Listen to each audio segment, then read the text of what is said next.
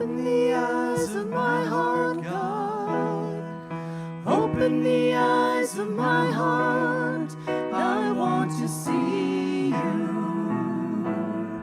I want to see you. Open the eyes of my heart, God. Open the eyes of my heart. I want to see you. I want to see you. To see you high and lifted up, shining in the light of your glory. Pour out your power and love as we sing holy, holy, holy. Open the eyes of my heart, God. Open the eyes of my heart. I want to see you. I want to see you. Open the eyes of my heart, God. Open the eyes of my heart. I want to see you. I want to see you. See you high and lifted up, shining in the light of your glory. Pour out your power and love as we sing holy, holy, holy. Holy, holy, holy. Holy, holy, holy. Holy, holy, holy. I want to see you. We sing holy, holy, holy. Holy, holy, holy. I want to see you. Holy, holy. I want to see you.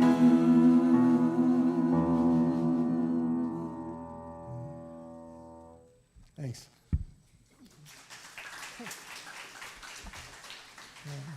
Yeah. Well, good morning, everyone. Welcome to Unity of Bellevue. I'm Reverend Charles Perry, and I'm the senior minister here, and it is my joy, honor, and privilege to welcome you to another lovely Sunday here at Unity of Bellevue. If you're new here, please make sure to visit our welcome table, which has all the Disney characters on it today, which is kind of diagonally out yonder there, as you're on your way to the Friendship Hall.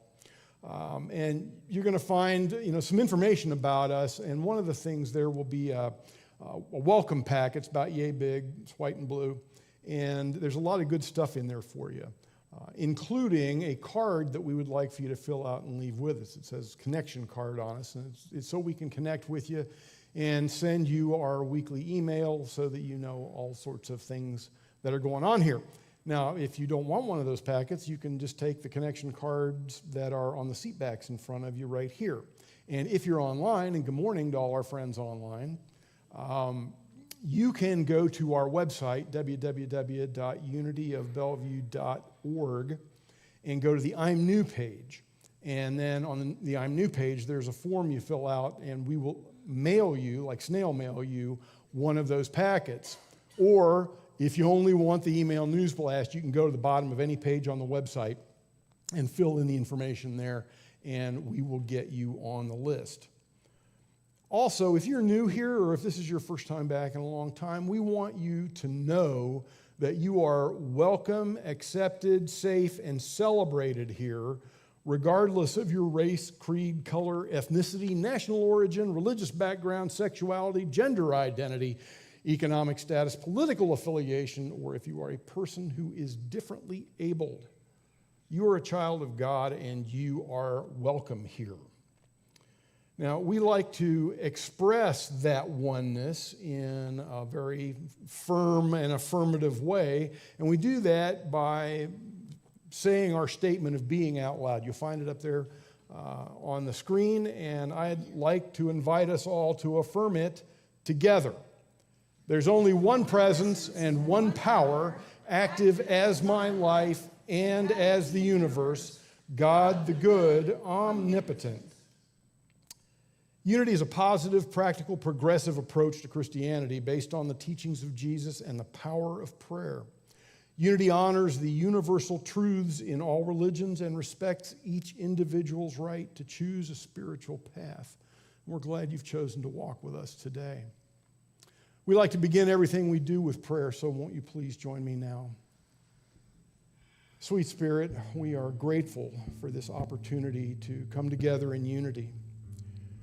We're now fully aware of the divine life, divine love, and divine wisdom expressing as each and every one of us. And we bless this time together as we join in divine purpose to be the Christ expressing in Bellevue and beyond. And Spirit, this morning, our hearts go out to those folks in Georgia who are mourning the loss of their babies and their teachers. And we affirm that we, the people, can do something about this. We know that that kind of violence is not a fact of life. It is part of the illusion that keeps us separate. For that truth and all the truths that make us free, we say thank you. Thank you, God. So it is. Amen. Good morning, everybody. I am Tony Surzo, the music director for Unity of Bellevue, and I am really grateful to be here. Thank you, Reverend Charles. This morning, we have the fabulous Linda Falgren-Moe, piano and vocals. Our buddy Eric Stevens, as always, on drums. Jamie and April are singing with us. And I'd like to ask you to please stand, and if you feel like dancing, that's appropriate too. This is the day.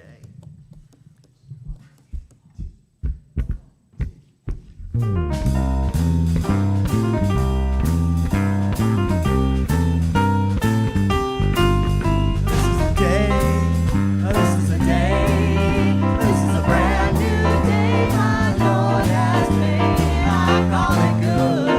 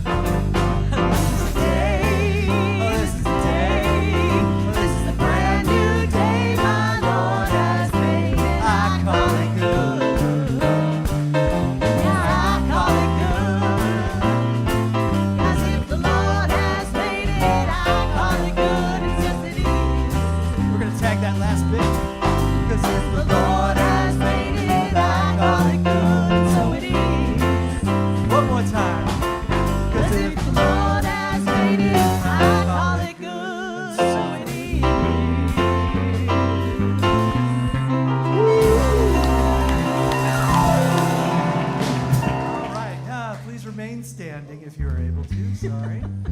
I know. Probably should save that one for last. That's a killer. But this is God is my source.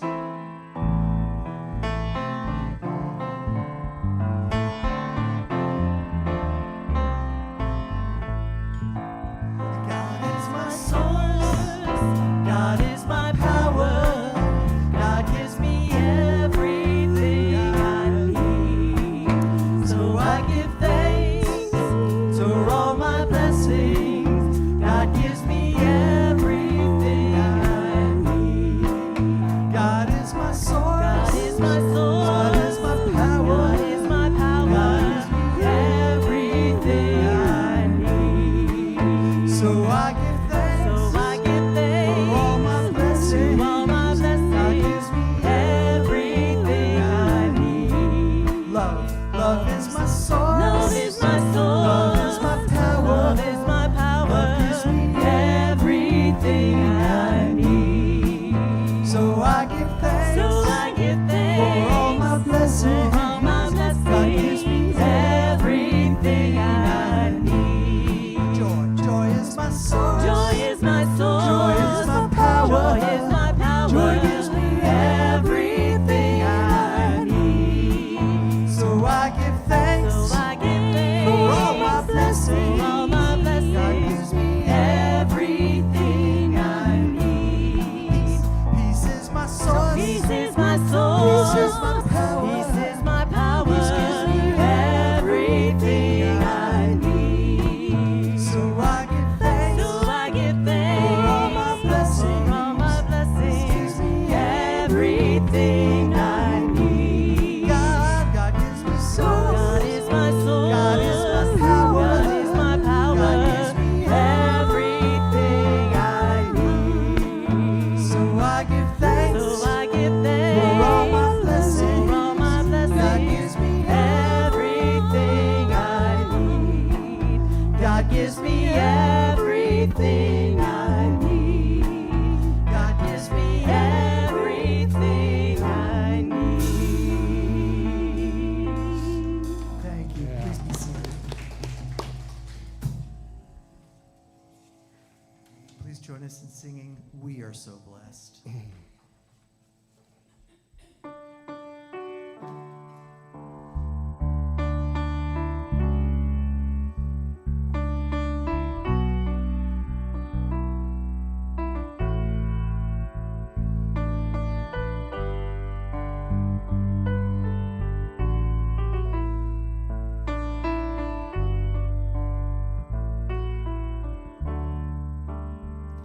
We are so blessed.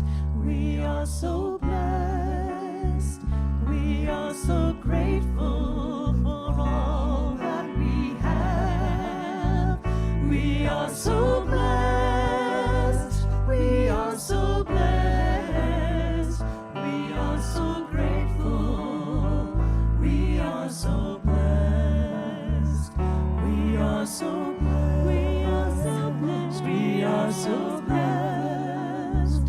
We are so grateful for all that we have. We are so blessed. We are so blessed. We are so blessed. We are so grateful. We are so blessed.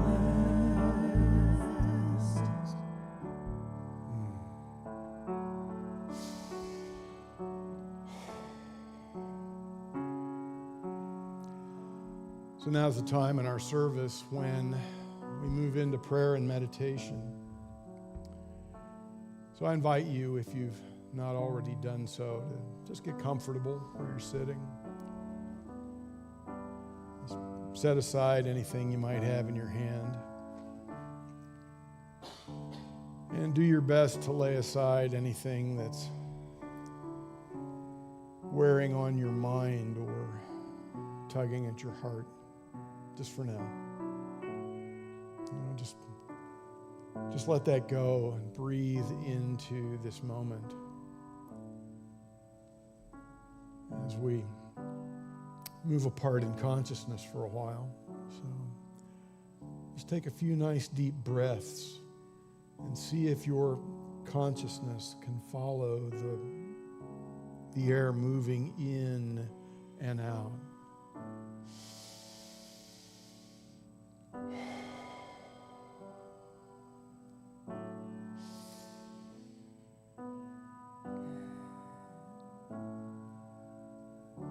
See if you can become aware of that point of consciousness that you are. That consciousness that isn't involved in thinking thoughts, but sees the thoughts moving by like little sticks going down a stream.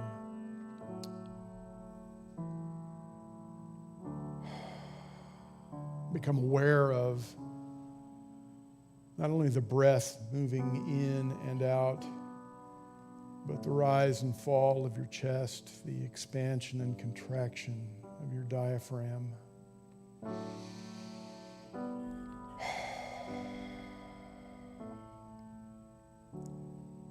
We live so much of our lives on autopilot. We don't allow ourselves time to be aware of what is really going on in us and around us. As you truly begin to pick up on your body's signals, you might even be able to feel the beating of your own heart. Such powerful energy. Our hearts beat with a rhythm produced by electricity. That energy igniting our life. I want you to see if you can imagine that energy as it beats your heart.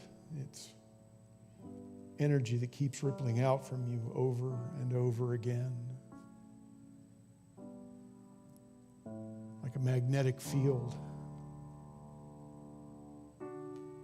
And if you let your consciousness go with it, you might encounter the magnetic fields of the people sitting around you, to your left and right, in front of and behind you. We are all beings of light. We are all holographic images in this holographic universe. And as our consciousness creeps outward, perhaps we can see this sacred collection of humanity, this church, this spiritual center, as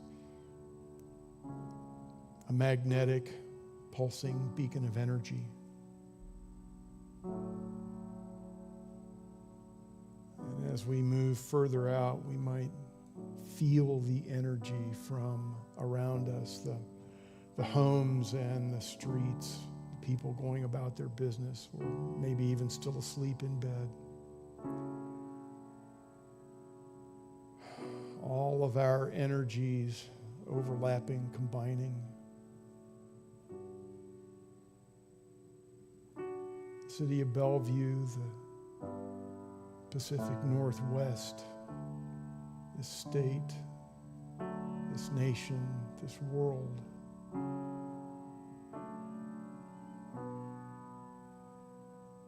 We think of the views from the space station or the orbiting telescopes, this brilliant blue world, and particularly at night, the shining dots of energy that represent where we light up the night. We have electricity. We're blessed with so many things. But we're still part of something bigger. We pull back and the earth becomes a tiny blue dot. Even the sun begins to shrink. And we realize that We aren't just rotating around the sun.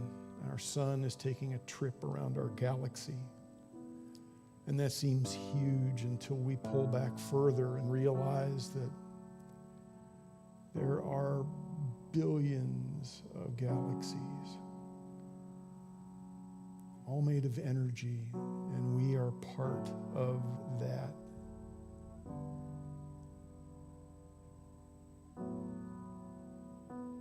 We are part of something so big that from the edges of it, we are not discernible, but we still feel our hearts beating. What we can be reminded of is how small this place really is and how close we all really are. And we allow that knowledge of togetherness, that knowledge of oneness, to inform our communion with God, the universe, and all that is for a moment in the silence.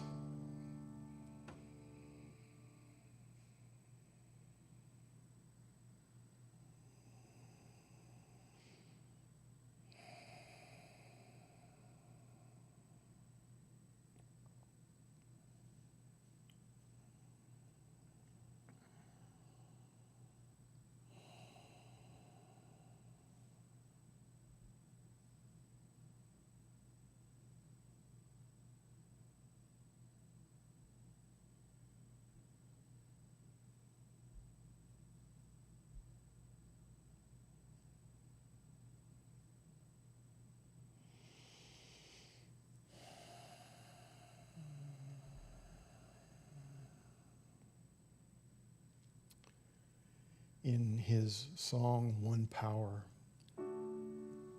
Daniel Nahmod sings about the boundlessness of space. But in the same breath, he talks about the beauty of a baby, the serenity of sleep, the anger we abandon, the love that's most deep.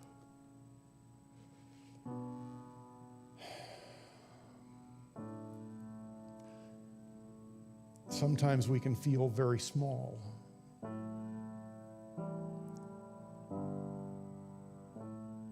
But we are part of the everything. God, the universe, the Spirit, this vast universe beyond our comprehension,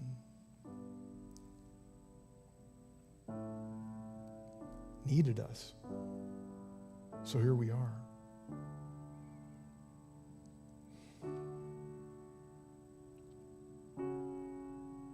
What we need to do is remain conscious, to be conscious of our own power, to be conscious of our connection with one another, to be conscious as we move through this world, this solar system, this galaxy. We can do something that matters.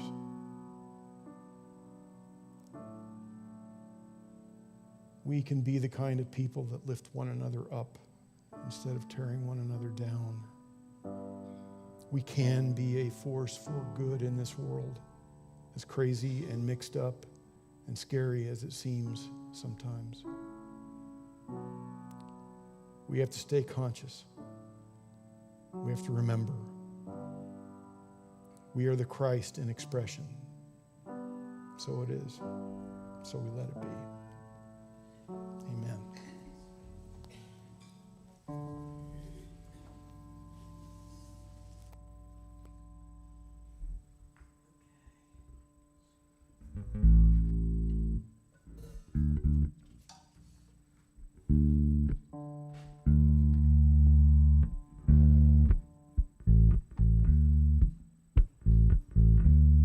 I can see clearly now the rain is gone.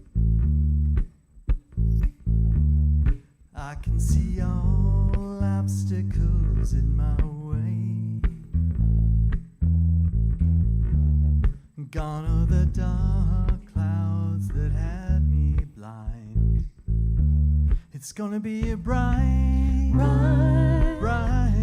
sunshiny day. It's gonna be a bright, sunshiny day.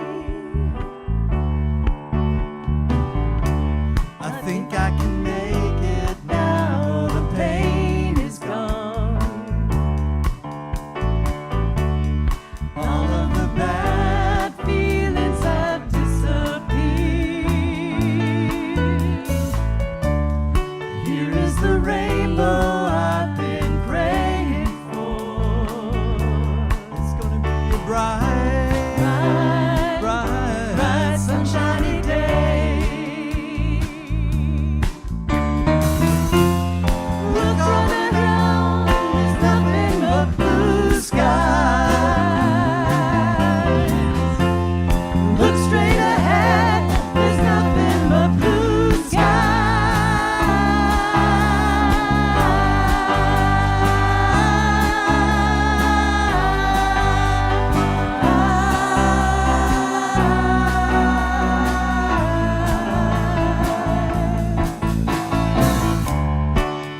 See clearly now, the rain's gone. I can see all obstacles in my way. Gone are the dark clouds that had me blind. It's gonna be a bright, sunshiny day. It's gonna be a bright, sunshiny day. It's gonna be a bright, sunshiny day.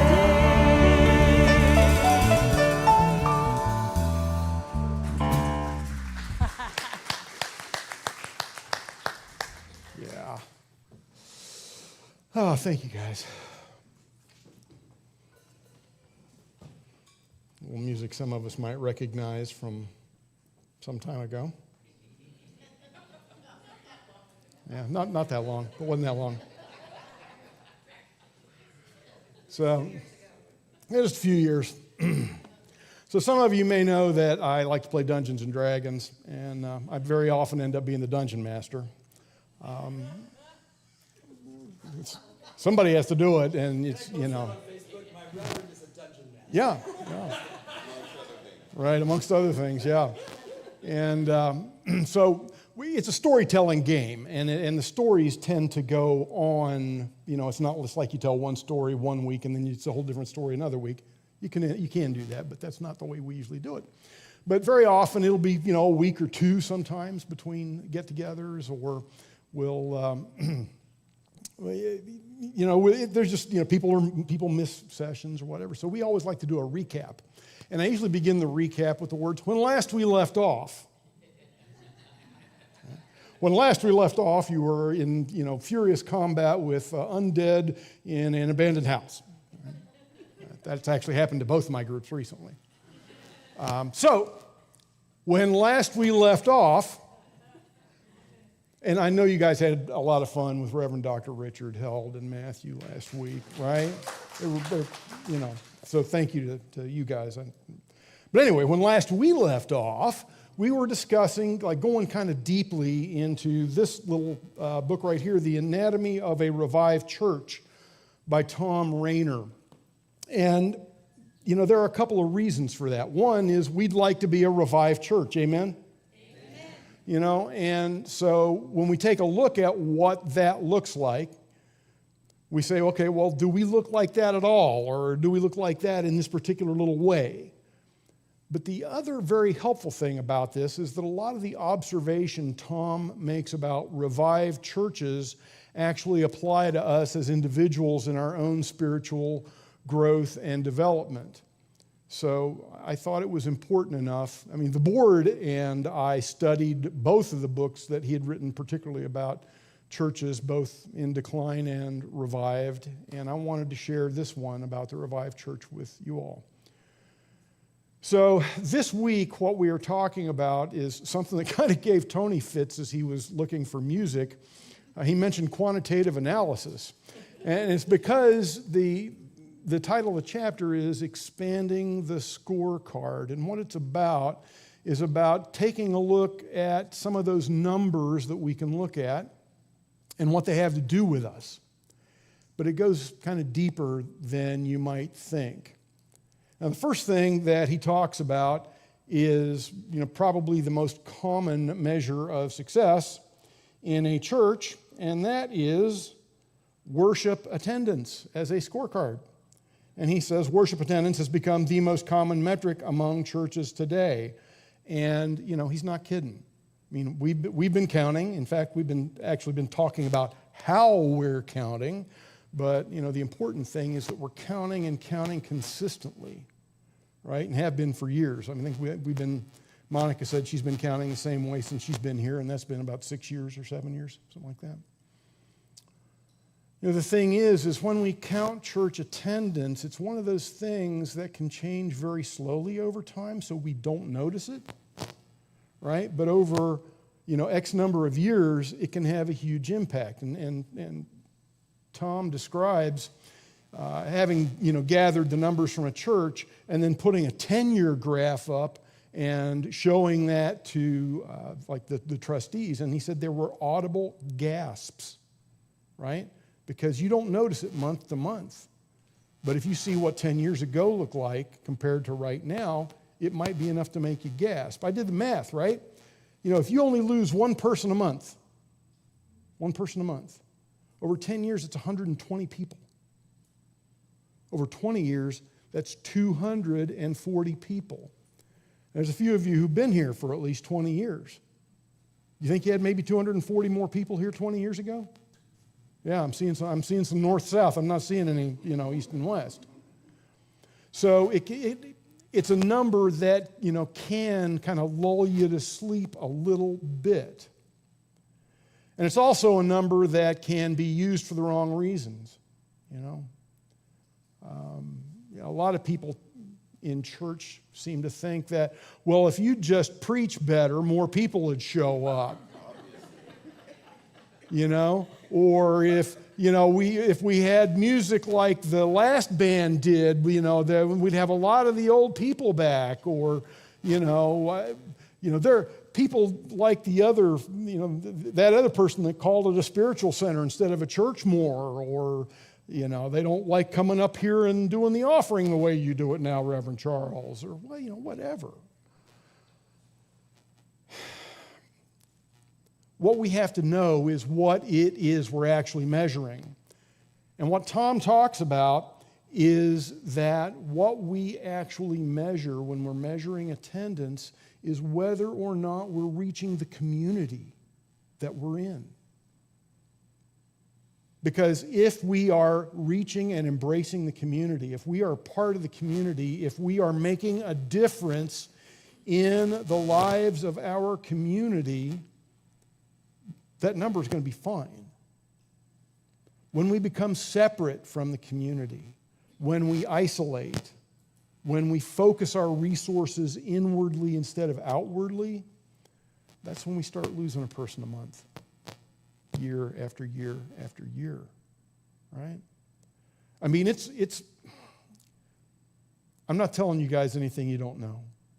We look around, and I know that the folks sitting in this room 20, 30 years ago looked like what Bellevue looks like. It's not what Bellevue looks like now, and we've got to find a way to reach those people. I mean, plain, pure, and simple. When the Eagle Scouts came to do our little path that goes back to the library, have you guys seen that? If you haven't gone back there and taken a look at it, you should, because they did a really nice job. They laid a path that goes from the west parking lot back to the labyrinth, right? Every one of those Eagle Scouts was Asian. Every last one. There wasn't a white kid, a Latinx, or a black kid in the bunch. You know, when you look at the census numbers for Bellevue, right, it's changed.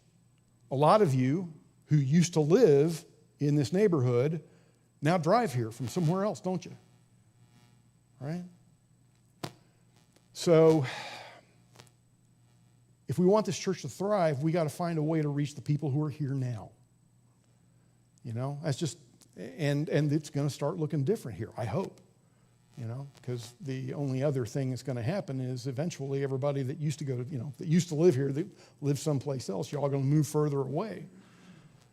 Or, you know, eventually age out. That's the polite way of putting it, right? Right? If we want this place to continue and to be a part of the community, we have to reach into the community. And then we might say, but well, you know, Reverend Charles, we're doing stuff, you know. I mean, we just did this, you know, this fundraising rummage sale, and a lot of people from the community came in, right? And great, you know, that's awesome. And we have the labyrinth out there, and we got signs leading people in, and that's great. Of course, you know, somebody decided to rearrange our labyrinth, so right now you'll be stuck in there if you go there, because it's all concentric circles. And I want to thank, I think the Sisters in Spirit have all agreed that they're going to put it back into a labyrinth so that you don't get stuck in there. And I appreciate you. And I also want to say a big thank you to everybody that spent a lot of time and did a lot of work on making that rummage sale successful. You know, because not only did you reach people in the community, but you helped raise some funds for us. And that's you know, appreciate both those things. And you help some people get some stuff that's been stuck in their houses out of their houses, and that's a good thing too. That, you know, we like to get our energy unstuck from time to time. And y'all did a really good job, but there's a difference between doing things really well and doing things that move the needle. I've mentioned that in my previous career in the Army National Guard, that at least part of the time I was a targeting officer. And when we were doing assessments, we had two different kinds of metrics. We had measures of performance and measures of effectiveness. Are we doing things right? Are we doing the right things? Right? Because we may have done a 4.0 job on that thing, whatever it was, but if it didn't move the needle, then we weren't doing the right thing. And we also have to know what it is we are measuring. What are we trying to get at? One of my favorite examples is when the conflict in Afghanistan moved from the kinetic phase, you know, winning real estate, to the non-kinetic phase, winning hearts and minds. You know, we're still targeting, right? We call that non-lethal targeting. And, you know, we would try to do things like get the people in this particular province to raise their acceptance level of the provisional government and the coalition forces. So how do you measure that? Well, one of the ways that our targeteers measured that was by incidents of rock throwing at our convoys. I'm not making this up. So they started tracking how many times the kids in the villages were throwing rocks at our convoys. Now, it wasn't that we cared about rock throwing. I mean, they're not going to hurt us, you know. They're not even going to hurt our feelings, but the point is that if their parents are dog cussing us at the dinner table, they're probably going to start, you know, be throwing rocks. But if their parents are saying nice things, you know, about the well we just dug them, or, you know, whatever it might be. You know, we came and vaccinated their goats and their kids. You know, well, then maybe instead of throwing rocks, the kids are all waving and asking us to throw them candy or whatever. Right? So it's not about the rock throwing. It's about what we're measuring with it. So at a certain level, it's not about the, as we sometimes say in private, the butts in seats, right? It's what it's measuring. Are we having an impact on this community, on the people that live here? You know, You can tell I'm kind of not really going by the talk I wrote, can't you?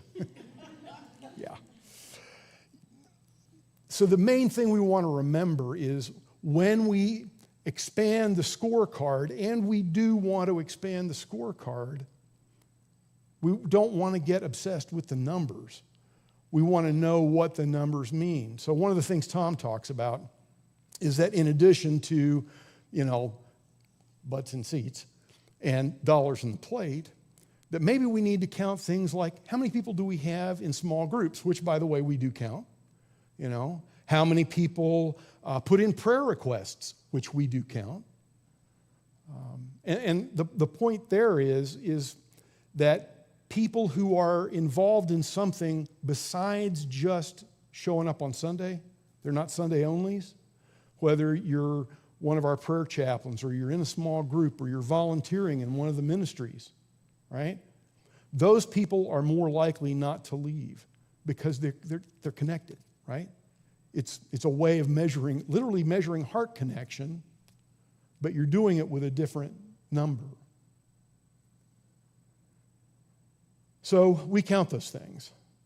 But, I'm not going to be fussing at Susan if the small group numbers aren't looking great. What I'm going to try to do is stand up here and talk about how great it is to be in small groups, because it is.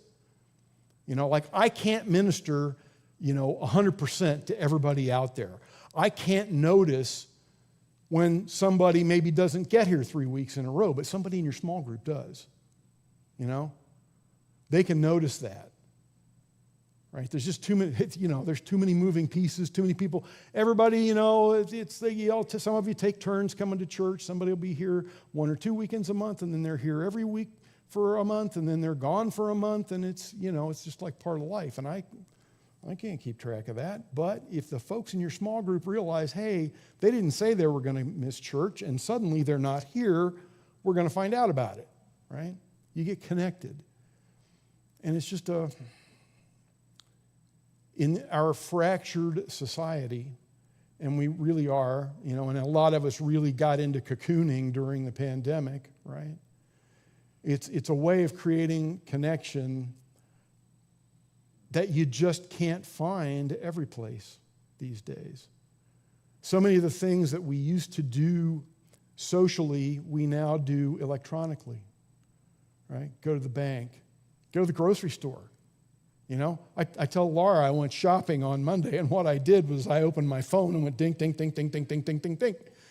And then a couple hours later, I pulled the grocery bags in off my front porch and put them away, because that gives me that much more time that I can do laundry and do other stuff, right? I mean, it just does. It does. And so many of us are running at such a high speed, trying to get so many things done, produce so many things, go, go, go, do, that it just seems to make sense. But what we lose is, I don't know the guy that's the produce manager or the butcher, the way that we did in years past. I don't go down to the library the way I used to. I just, go. Again, I just go on my phone and boom, boom, boom, go to Kindle, and now I've got the book on my phone. Easy peasy. And I can take it with me and read it almost anywhere. But I don't know that librarian that could get to know me and say, hey, Charles, I found something you might like. We lose out on that. So this is a place where connection can really become important. But how do we measure that? Well, we see, okay, how many people are doing small groups, and how many people are prayer chaplains, and how many people are volunteering. Because that gives us some kind of idea about how many of us are plugged in. And that's important. So I'm not even going to hold this now. So when it comes to us, people, right? So what? What's the so what for you and me of measuring things? How does that become important? So I'm going to tell on myself here. So just bear with me for a little bit. I went and got my blood numbers done earlier this week. And wow.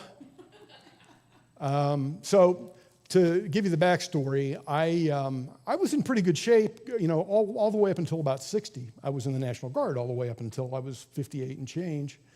And, running 3 times a week, and, like the only prescription I was on was to keep my sinuses clear at nighttime so I could breathe. And when I retired from the Guard, I was like, okay, it's enough of that stuff.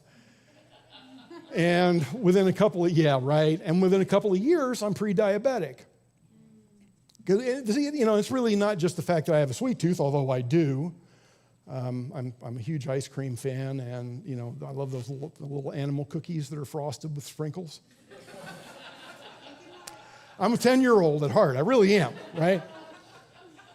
And my wife's not much better. So, although she is still working out. She actually went to dance church this morning. That's what she does on Sunday mornings now. Dance church is what they call it. She's very into that. So she can get away with it, and I think her genetics are a little different than mine. Both my mother and my aunt were diabetic. So, at my last checkup, which was last June, I was okay. I was just under diabetic, right? Pre-diabetic there. But they were happy with the way my meds were doing, and everything seemed copacetic. Well, I think maybe some of you might remember I injured myself in November while I was lifting weights, and I quit lifting, and I was in physical therapy for a while. So all I was doing was, kind of stretching sort of things, right?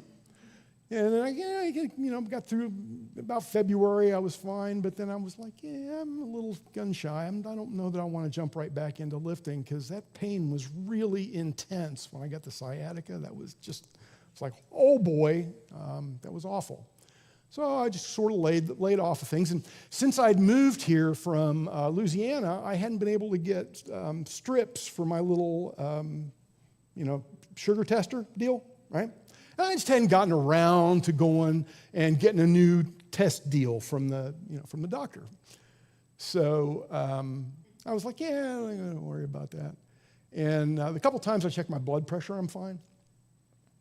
So I get my numbers back, and my A1C which measures your blood sugar, right? Went from 6.4, which is pre-diabetic, to over 15, which is diabetic enough for 2 people. And, caused my instead of me calling my doctor's office, they called me. And we're like, Charles, we need to get you in here before you have an event. And by event, I guess they did not mean, a birthday party. That's what I'm guessing, right? So I had to have a long chat with myself and say, okay, Charles, you can't just wish the problems away, and you can't just assume that because you were okay then, that you're okay now.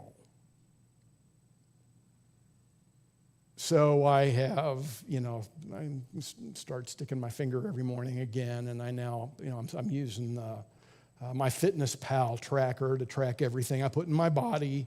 Got to enter all the foods and all that stuff, enter the exercise. And I got to get myself back on track, right? But here's the thing. It's not about the number. It's about holding myself accountable, right? I can't get stuck on, although my glucose numbers have been better the past couple of mornings. Yay, I'm finally below 300. Yeah, I know. Yeah. It's about accountability. It's about keeping me aware on a daily basis of what is going on with me, right?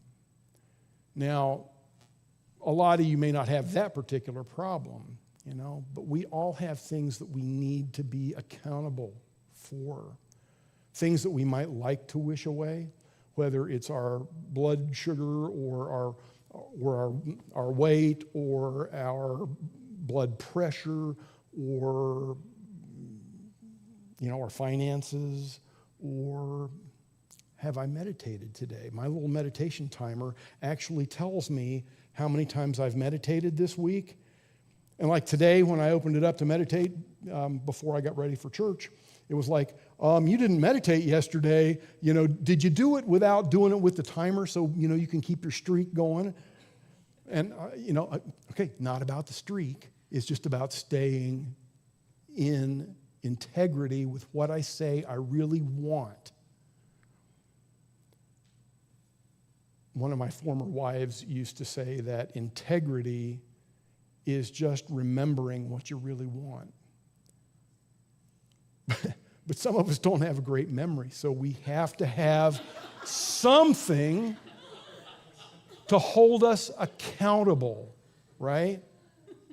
So whether it's a journal that we write in and we put dates on it so we remember when's the last time I journaled, right? Or it's something like my food tracker or my little blood sugar thing or my meditation timer, whatever. This accountability kind of bleeds into all areas of our lives, whether it's our physical or mental or our spiritual health. So my call to action today is for all of us, myself included, to be very honest with ourselves about where we are. If there is some place we've been, kind of leaving in our blind spot on purpose because we're having fun with the little cookies or whatever, and seeing if we can't find a way of counting, of holding ourselves accountable, of expanding our scorecard. Would you please join me in prayer? Sweet Spirit,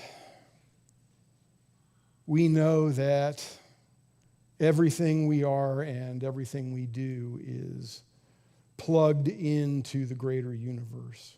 I have some friends who talk about the Akashic records. The truth is that the energy of all that we are and all that we do flows outward from us, and it changes this great world and this great universe in some way. That butterfly effect. And we today are willing to say, yes, I will be in integrity. Yes, I will be accountable. Yes, I am willing to allow the Christ of me to come to the front and make a difference. Thank you. Thank you, sweet Spirit. So it is.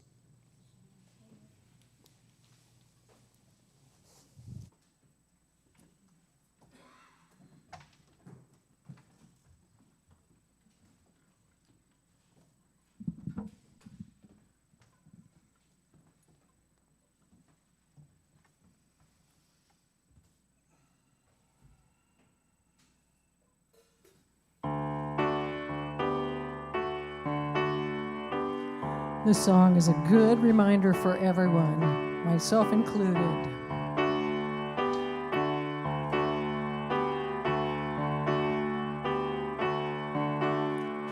Think of your fellow man, lend him a helping hand, put a little love in your heart. You see it's getting late, oh please don't hesitate, put a little love in your heart. And the world will be a better place, and the world will be a better place for you and me. You just wait and see. Another day goes by and still the children cry. Put a little love in your heart. If you want the world to know we won't let hatred grow, put a little love in your heart, and the world will be a better place, and the world will be a better place for you and me. You just wait and see. Take a good look around, and if you're looking down, put a little love in your heart. That's it. I hope when you decide kindness will be your guide, put a little love in your heart. That's right, come on. And the world will be a better place, and the world for you and me.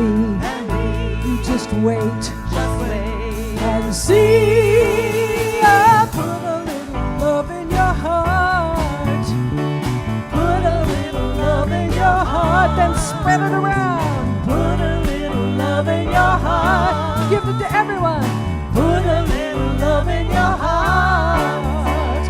Take a good look around, and if you're looking down, put a little love in your heart. I hope when you decide kindness will be your guide, put a little love in your heart, and the world will be a better place, and the world will be a better place for you and me. You just wait. Here we go. See, put a little love in your heart. Come on, people now. Put a little love in your heart. Don't delay. Put a little love in your heart. Tell everyone. Put a little love in your heart. One more time. Put a little love in your heart.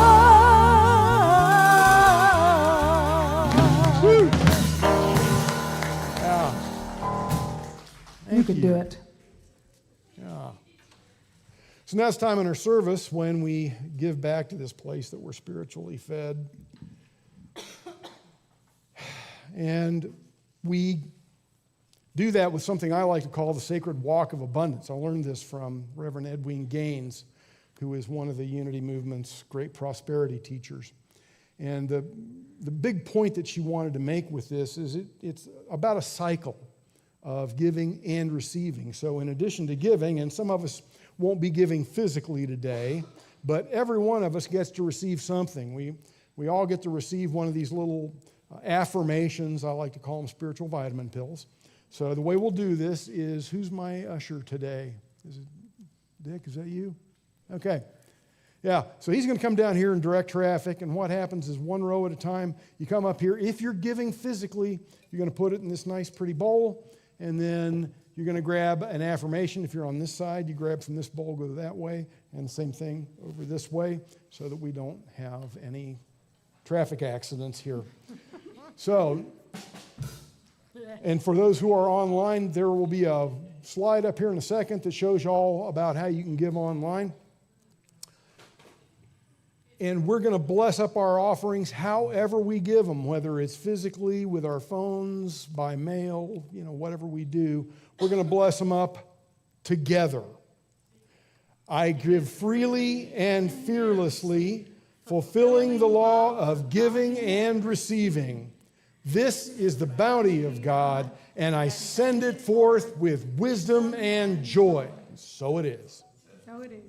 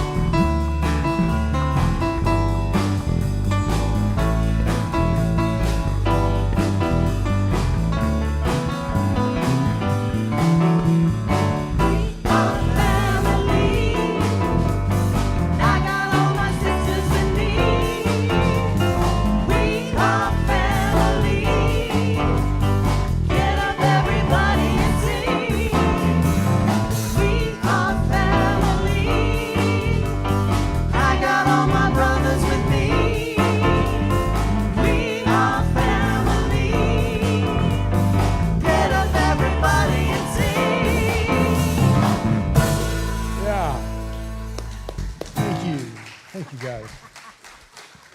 And thank all of you for doing what you do to support this ministry, because we don't get any place without you guys. Right? This is not like some denominations where, the denomination helps us operate this church. We actually help operate the denomination, right? With our tithes and love offering. Part of our tithe every month goes to Unity Worldwide Ministries. So that's the direction that goes. So you guys are part of that, right? So let me put a quick blessing on this. Sweet Spirit, we give thanks for these tithes and love offerings and send them forward to do the work of Spirit as lived and taught by our brother and way shower, Jesus the Christ. And we see each gift returning to the giver, not just tenfold, but 100-fold, 1,000-fold. A good measure heaped up, pressed down, shaken together, and running over, and so it is. Amen. Amen. All right. Now, Monica's got some announcements for us. Good morning. Welcome to the Unity of Bellevue family. Thank you for our band here. My name is Monica McDowell-Elvig. I'm your center administrator. A few announcements. We have prayer after service, always up here at the sanctuary. If you would like to pray one-on-one, that prayer chaplain is Lisa Singer this morning, and look for her in the stole. There's also prayer request cards in your seat backs that you can put in the prayer box by the south entrance, and online on our website, unityofbellevue.org. There's a prayer page that you can fill out a prayer request form, and that goes to our prayer chaplains. We have lunch following Q&A. The McClellans are hosting. Thank you. I think they're already back there, Ken and Patty. Looks like a feast as always, so please join us for food and fellowship in our friendship room. Spirit of Unity Choir meets today at 12:30 back in the Unity room. That's all the way back down the youth hall and last room on the left. Can I say yes, something real please, quick about that? Jump in. Hi, everybody. So, very special edition of rehearsal with Spirit of Unity Choir, because the fabulous and lovely Linda is going to join us as a guest accompanist / coach. And the choir is going to be singing here in the service next week. So this is our sort of dress rehearsal, if you will. Awesome. Thank you so much. Sisters in Spirit meets tomorrow night. They're going to meet a little early here, 5:30, and they're going to help reset the labyrinth. Many of you know it got reset into concentric circles, which doesn't really work. So they've got the map, and if you would like to even just come and help them at 5:30, that would be great. And then they're going to walk it and then go to Crossroads afterwards for discussion and sharing and food. So all women and those women identified are welcome. See Lisa. I think Lisa's here. So yeah, see Lisa if you have any questions. The Unity World Day of Prayer is coming up this week, Wednesday and Thursday. You can go to the page on our events tab on our website to find out all the info. Everything's online, so you can sign up, and it's all free. You just got to register so you get the Zoom link. Men's group meets this Saturday at 8:30 a.m. on September 14th. That's a $10 suggested donation for breakfast, and they meet in the friendship room, and then they move to the library for spiritual discussion. We have a new member class coming up. So if you've been attending for a while, or a short while, or a long while, but you've never joined, this is your chance to find out what that means. Reverend Charles will be teaching that class on Sundays, October 6th and 13th. After service, after lunch, starting at 12:30, you can register through our website or the newsletter. And we are also looking for some volunteers. We're going to have a Halloween celebration on Sunday, October 27th for the youth and family. There's some sign-up sheets out in the atrium. You can see Gwen or Shelley if you have any questions. And Susan has an announcement, and that will finish us off. Thank you, Monica. It's great to be back. Some of you may have noticed I haven't been here in a few Sundays. I wanted to report on the rummage sale. We made over $2,000 at our rummage sale. I also wanted to thank a lot of people who participated in this. I want to start with everyone who donated items to the rummage sale, everyone who helped move those items from the back room to the atrium last Sunday, because that was a big benefit. It took a lot of people to make this happen, so thank you for everyone that participated in that way. We had over 15 volunteers who worked Wednesday, Thursday, Friday, and Saturday. If you volunteered, would you just stand? Please stand. And I know you, so I know you. And there were over 15. And I want to acknowledge a few people, thank you. I wanted to acknowledge a few people who kind of went above and beyond. I want to start with Heidi. So Heidi and Sharon Miller were here on Wednesday. I think Heidi did 18,000 steps that day as she was organizing everything. So thank you to Heidi and Sharon for that. Also, I want to recognize Denise, who's not here. Denise Saxton used to work in a thrift shop, and she helped us price, which I was really stressing about. It was not really something that I have any expertise in. Susan Sterling partnered with me on this. We were both on vacation most of August, so we mostly did communication, but she also manned our cash table all day long yesterday, and so I want to thank her. Monica manned our credit cashier, and she was just wonderful being here all day on Saturday as well. Thank you, Monica. And two people that didn't sign up, Paul he placed the signs and picked the signs up, and if you've ever done that, you know what a service it is for someone to do it. Thank you, Paul. All right, we are going to volunteer all the leftovers to Kid Vantage, Mary's Place, Discovery Thrift Shop, which benefits cancer, the East Side Thrift Shop, Habitat for Humanity, and Goodwill. So it continues, the flow continues. Thank you. Thank you. Yes, Susan, that was hosted by Susan Neidig and Susan Sterling's Spirit Group. So that was a great event. Thank you so much. I did have one other announcement that came from our board president, and I'm just going to read it. The board is very grateful for the applications received for the board seat, which was vacated in June. We're very happy to announce that Marianne Mercer has accepted the board's appointment and will serve until the next annual meeting, until 2025. So congratulations, Marianne. Okay, let's close with a peace song followed by the prayer for protection. Thank you, everybody.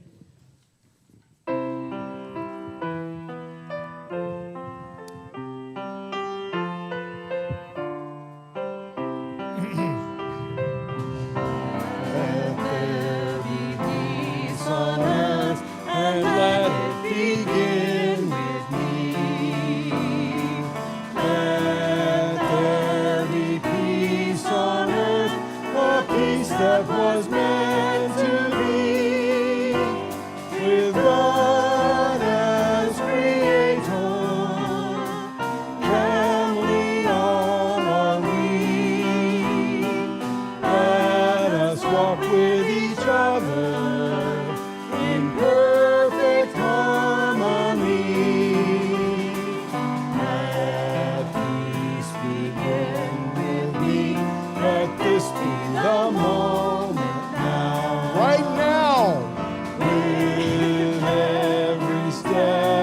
Take, let this be my joyous vow, to take each moment and live each moment in peace eternally. Let there be peace on earth, and let it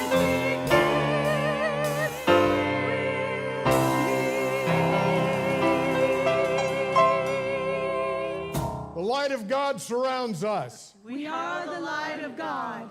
The love of God enfolds us. We are the love of God. The power of God protects us. We are the power of God. And the presence of God watches over us. We are the presence of God. Wherever we are, God is, and all is well. Have a great week, Unity. Good job.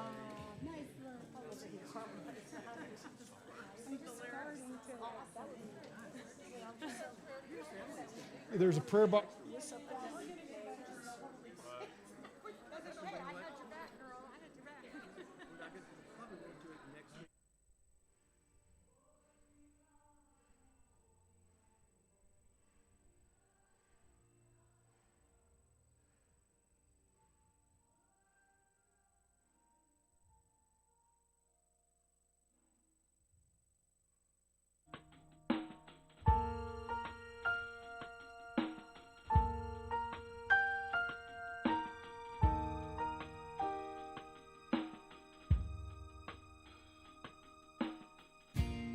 Here I am, my child.